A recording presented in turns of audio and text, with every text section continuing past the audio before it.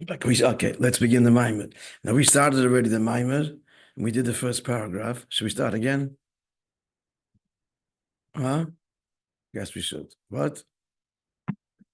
Yes, please. Yeah, the copy?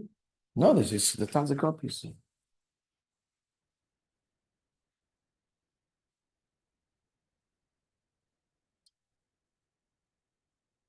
Oh. Yeah, we'll start again. It's childless, and it's also beautiful because it brings us back to Tishrei fully. The rest of the Maamar is not necessarily Tishrei focused, but it is. But this is okay. Yep. Well, listen, we're still in the throes of it. Till Zayin Cheshvan Avada, and then it goes further. Okay. Keser Yitnu Hashem Elokeinu. The crown is given to you, Hashem Elokeinu, God our Lord. Who gives you the crown? Malachim Amaynim Ma'ila, the angels and the great multitudes above. V'yamcha Yisrael, and your people Israel, Kavutzu, have gathered Mata below. We say this every Rosh Chodesh, every Yom Tov, every Shabbos. However, in principle, this is the coronation of Hashem that happens Rosh Hashanah. Elish Rosh Hashanah, how does it become Rosh Hashanah? It's concealed, the coronation. Right. He's referring here to the pasuk. Again, Tiku b'chodesh, the pasuk says in Tehillim. Tiku b'chodesh shofar, b'keser l'yom chageinu. The simple pshat in the pasuk. Blow in the month the shofar. Well, what day of the month? B'keser, the day when the moon is concealed, which is the beginning of the month. The Yom Chageinu, and that is the Yom Tov of Rosh Hashanah. Chassidus divides the pasuk into two. It doesn't just speak of Rosh Hashanah; it speaks of Sukkot, and it's saying, "Tikku b'chodesh shofar b'keser." The blowing of the shofar Rosh Hashanah, the connection then is b'keser concealed. L'yom, when does it come to light? Chageinu on Sukkot, because Chag unqualified is always a reference to Sukkot. That's what we're saying now. So the Achtorah, the coronation, Rosh Hashanah, happens in essence, but it's in a concealed way. This is also connected to the mitzvah of the Daled Minim, that we're told you should take it on the first day. What's the question on that? You take the little of an esek on the 15th day, not the first day. It doesn't say the first day of the Yom Tov. So it's obviously alluding to other things as well. And here's one of the answers. Answer Bikabola. The words so that's the illusion that you're being mamshich on Rosh Hashanah, on Sukkot, the inyan of what? Which is the Achtorah, the coronation. Because then on Sukkot, you're taking it for yourself, you're bringing it down. Nimshach inyan Achtorah begiloi, we're drawing down the Achtorah begiloi. It's one of the meanings of the whole Daled Minim and its shape, that the lulav is a funnel. We mamshich down the of the Achtorah. We do a dafket in the sukkah because that's the makif of the sukkah, and we draw it into a pnimius, into the heart. That's the esrog, and all the various other components. So this is done. The drawing down of the Achtorah through the four minim represents the body, the spine. That's the lulav. The esrog is the heart. The arava are the lips, and the hadas are the eyes, the seichel. Reference,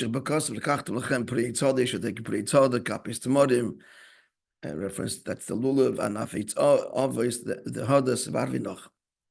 Now that's the general idea. Now tzarich lahavin. Why these four kinds? They are the ones that affect the revelation of the coronation. So the answer to that b'chalal is Reb's going to ask on it. Why these four? Fishaheim moidim al yana achtos. Each one of them conveys the inyan of achtos. How so? And why do we need achtos? Because the whole name of Rosh Hashanah is that the people come together as one and coronate the king. Question, friends, answer it if you can. Why is that necessary? I'm asking you, why is achtos necessary, Rosh Hashanah? What's it got to do with achtorah? Pasha the question, Pasha the answer.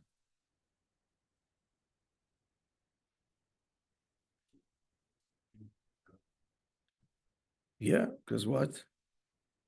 Yeah, just spell it. Just spell it. He's the king of the people. The people. It's not a personal petition. No, that's not explaining why. Now you see that that's the mitzvah. But I'm asking why the achtorah is integral to the achtorah is the union of achtos. It goes a little bit deeper. Anybody wants to suggest? You're saying Pashat. The king should be king of the people. The people got to come together. A little bit deeper. Huh? And also that is like in the Shema Klaus, so he brings us together. It's through him that we have the effort. Okay. All right. Look, anybody else? How do we make the king our king? What's the mechanism, the means? What happens? He's resistant. The last thing he wants is his whole life should be bound up without narishkeit. On some level, he resists that. So how does he become our king? Huh? What? No, the Indian, just the Indian. How, a king, a melech. What's going to convince him to make him king? Huh?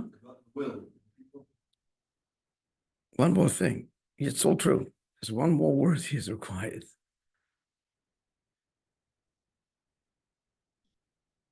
The will for what? Or they want him to be king and do whatever they want. Be a king when it suits us. Is it going to work that way? Huh? Bittul. They have to surrender themselves to the king and say, we're yours. When they surrender themselves to the king and they say that we are yours, that's ma'ored by him, this neshama klalis component. That's ma'ored it. They megala it. Huh? By definition is bittul. That's right. Exactly. That's exactly where we're going. And if there's going to be achtos, is bittul. If there's bittul, there's achtos. And if there's no achtos, the bittul is a lie. It's not a bittul.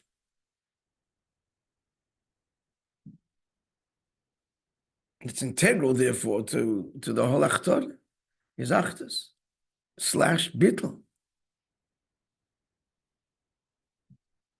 If we're at odds with each other, we certainly can't surrender ourselves to you.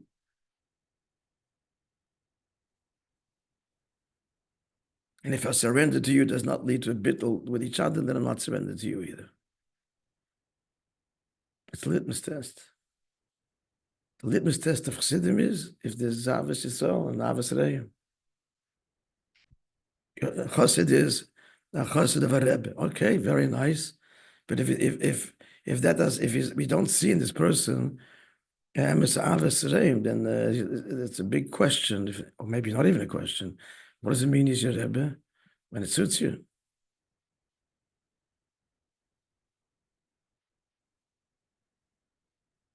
Yeah, he's my Rebbe when I want. For bracha, when it suits me, he's my Rebbe.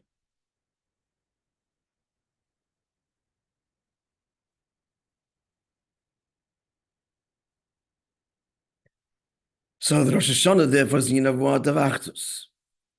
So Kamoikin therefore, as the pasuk says. Now, friends, just Atim Tzamayim. Which day is that? Pasuk Pshat is Rosh Hashanah. Rosh Hashanah. Pasuk Pshat, is that Rosh Hashanah? No, Moishe Rabbeinu said this before his Istalkus. It's on Zayin Adar a few days before Zayin Adar. It's a final address before Zayin Adar for V'zei Sabracha. It's an illusion. It's an remes. It's a remes to Rosh Hashanah. What's the remes? Because in Sefer Iyov it says Vayhi Hayoim, and it was on the day that the Satan accused, and the whole story there. And the Targum says Hayoim Din Rabbah of great judgment. Rosh Hashanah. That's the whole remes. That Tzav Mayim refers to Rosh Hashanah. Chassidus brings it in Pashtus, and nothing to do with Rosh Hashanah at the external level, but the Pnim is everything to do, which is why we read it before Rosh Hashanah. Bashgacha Pratis.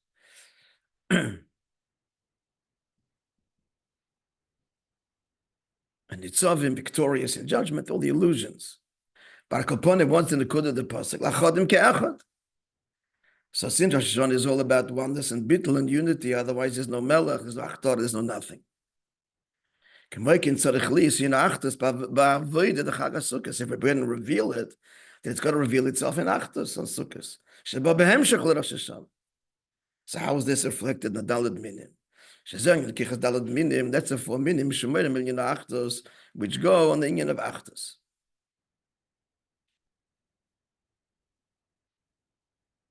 As if, they're all brought together, and each one on its own. This is going to elaborate. But now comes the Rebbe Shaila. But this explanation is not enough. Why? Let's look at the Achtos of the Daled Minim. In the Daled Minim, there's not only Achtos, but there's also Riboy. What's Riboy? Huh?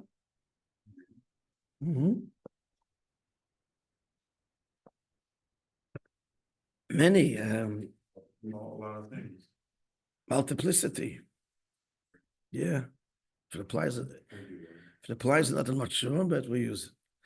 He didn't. Why so? So the Esther is called pre-eats the fruit of a tree, Hoda, beautiful. How do we know it's an Esther? So first of all, the Rambam says, because all these descriptions are vague, how do we know it's exactly these things? The answer is, from day one, that's what they used under Yeshua, and they continued. Come on. The Lachayr was even by Moishe Rabbeinu in the desert. The Rebbe said that Moishe Rabbeinu sent messengers and clouds to get the Esther from Calabria. The Pri'it Hodar is Dafka from Calabria. But at any rate, the Gemara says, or how this is alluded to, at least in the words to these actual fruits. The word Hodar means beautiful. It also means Hashem, Shedor, Hador, which dwells beyond the Mishanam Lashana. It's the only fruit, apparently, that is on the tree year round. Every other fruit is seasonal. It only appears certain times. But the esrog is there for the 12 months, the 4 seasons. So that's Achtos. Why? I know. The esrog absorbs the different climates of the 4 seasons. So that's the end of Achtos. So this disparity, these different seasons, it absorbs and it grows from it. Even though true, the fact that it literally bears the 4 seasons and it therefore conveys Achtos, but still, it's not pure oneness. We have there are 4 different disparate seasons. So the Rebbe is asking, we should be looking for something much purer in its unity, much simpler. And likewise, the other 3 kinds. So the lulav is called kapis timorim. The word kappa is timorim is a date palm, dates. And kapis means tight. That the leaves, they cannot be spread. They have to be lying one on top of the other. This word, I forgot the word, a simple word. So that's also achtos. Even though the leaves have to be tightly one upon the other in unity, but still, again, same problem.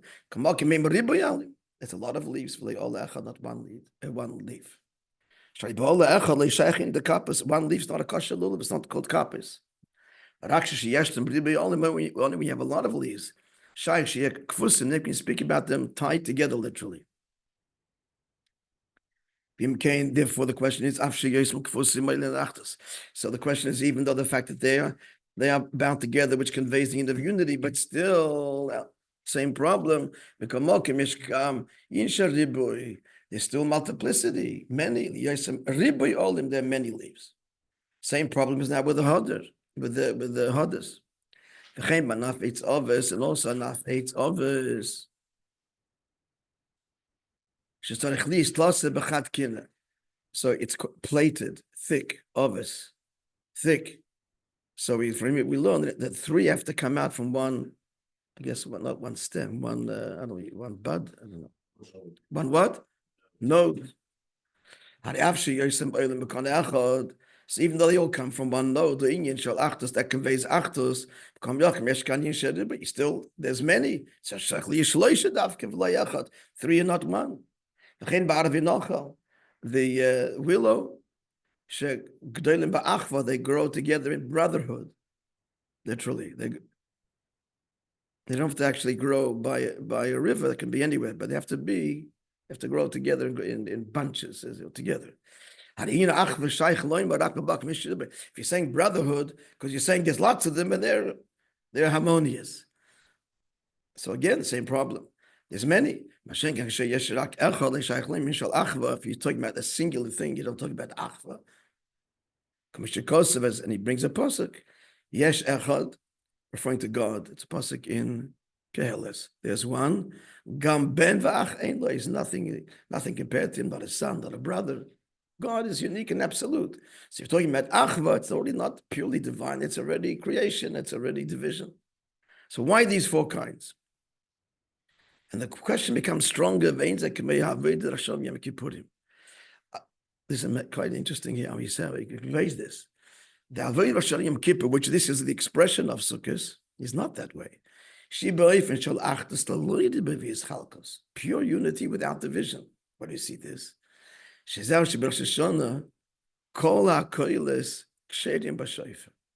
Fascinating din. Any sound produced by the shofar is kosher. Doesn't matter what the pitch, as long as it's a sound.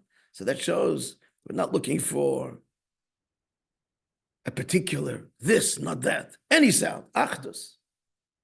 It's interesting observation. Yom Kippurim, avoid a big day bud. And where do you see achdus in Yom Kippur? Because the Kohen Gadol, when he went to Kodesh HaKadoshim, had to wear what? Linen. That's what the Torah says. And that's not clear that it's actually linen. The Gemara goes through a whole discussion. How do you know that big devod means linen? So the Gemara says bad bevad, because linen, flax, grows one stalk from one seed, as opposed to everything else that one seed can produce many stalks. That's again, so bad, pure achdus, we're talking about one stalk. Shemed ala achdus, it's mamash achdus. So that's the avodah Rosh Hashanah Yom Kippur.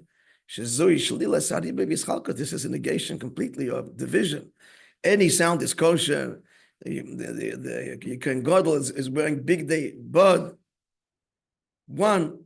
So how is it that Sukkot, it doesn't reflect this simple unity of Rosh Hashanah Yom Kippur since it's its expression? That's the shayla. Clear? Now the hemshech to the Maimah we learned Rosh Hashanah Maimah.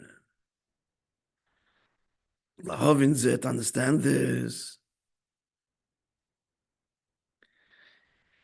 So after first previous questions earlier, which we said before, being out in Mimch Lakaya Melech. Remember?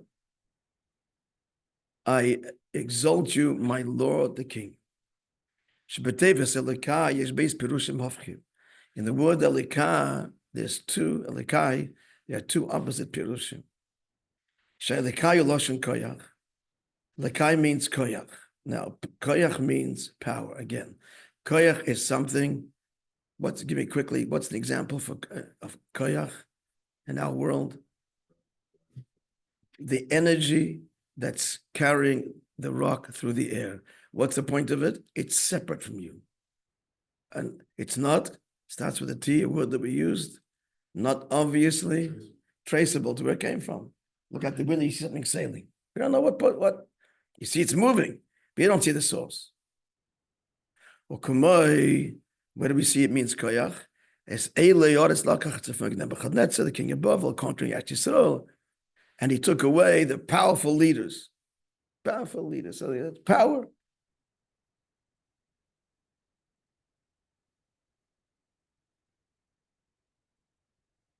So this brings other psukim as a rai for that. That's sort of here why this one.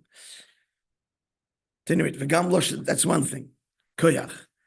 V'gam losh nelikus, it also obviously means divine, godliness. Showing in ha'od, godliness means it's God's revealed. It's Him being expressed. It's more than traceable. That's what you're seeing, and that's his question. How does this word elikai convey? We explained this earlier. He was going to explain it more now with greater detail.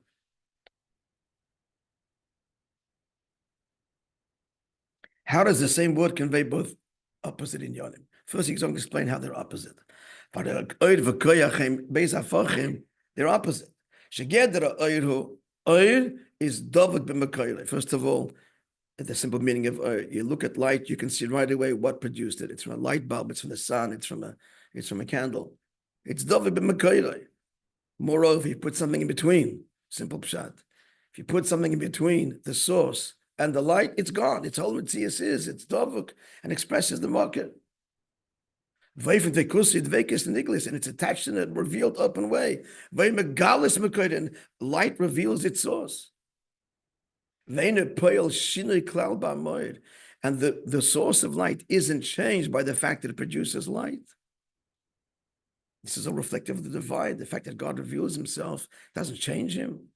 God's unchanged. That's the nature of Elikus. It is the perfect metaphor. The whole definition of koyach means